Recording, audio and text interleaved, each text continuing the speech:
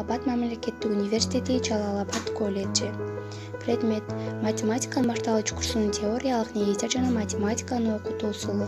Окутуучу: Мамбеткожоева Наркан Садыровна.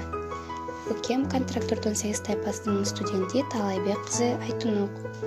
Кайтарым байланыш сабактын темасы: тегерек жана айлана. Айлана бул тегеректин чеги. Биздин айланабызда көп тегерек нерселер бар.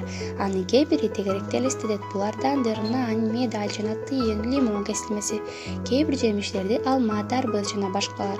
Туура кесилгендеги көрүнүштөрү ал эми алгак, велосипед айланага абдан окшош. Айлана жана тегерек бири-биринин эмнеси менен айырмаланат?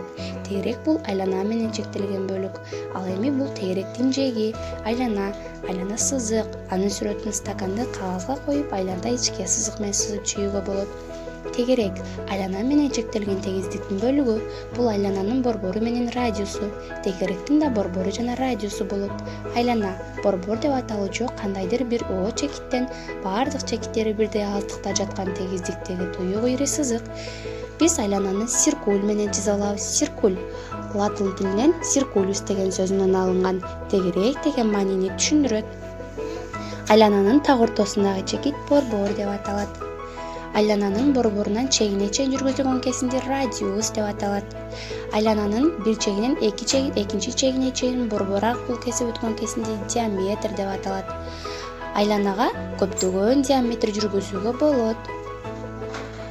Айлананын радиусу 2 см болсо, диаметри 4 см болот. Айлананын борбору кайсыл тамга менен белгилейбиз? О тамгасы менен белгилейбиз. Айлана бул тегеректин чеги.